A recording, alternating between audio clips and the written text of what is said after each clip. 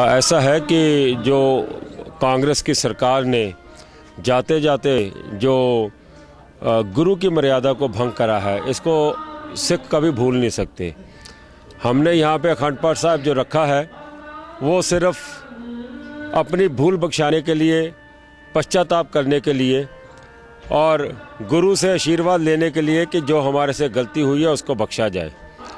इसके लिए हम गवर्नर साहब का थैंक्स करते हैं कि जिन्होंने उस दिन जिस किस्म का हालात था आपके सामने थे, ये छावनी में तब्दील हो चुका था, कर्फ्यू जैसी सिचुएशन थी और बहुत बड़ा नुकसान यहाँ पे हो सकता था, लेकिन मौके की नज़ाकत को देखते हुए गवर्नर साहब ने अलाउ किया, सील वापस खोली और इस यहाँ पे हमारे को अखंड पाठ करने की परमिशन दी।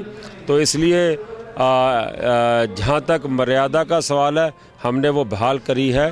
दिल्ली कमेटी की कमिटमेंट थी और अकाली दल की कमिटमेंट थी, उसको हमने पूरा किया।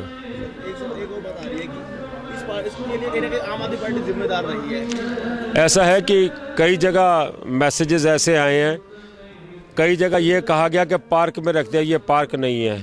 कई जगह ये कहा गया कब्जा करने की कोशिश की, हमने कोई कब्जा नहीं, आज भी कब्जा नहीं करना। हमने ये ज़मीन सरकार से जो सिस्टम है, यहाँ पे बब्बर साहब खड़े हैं, 16 साल से इनके पास कब्जा। हम सिस्टम के साथ अगर सरकार अलाउ करेगी तो हम देंगे, लेकिन मुझे अफसोस उन लोगों का है कि जब गुरु के बेदबी हो रही हो उसमें से वो सियासत कर रहे हैं, उन लोगों को कभी माफ़ कौम नहीं करेगी। मैं उनका शुक्रगुजार हूँ कि जिन्होंने अपने गुरु के लिए आके जद्दोजहद की और अपनी मर्यादा बहाल करी।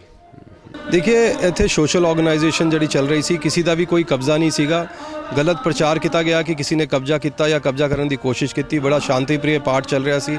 साडा क्षेत्र जदों सवेरे असीं उठदे हां ते मंदिर दी घंटियां ते वाणी दी आवाज़ नाल चलदा है, बड़ा सहज एटमोसफेयर रहिंदा है। पॉलिटिसाइज करने की कोशिश की ते जिस तरीके नाल पाठ नूं डिस्टर्ब किया गया, असीं बहुत उहदी भर्त्सना करने हां।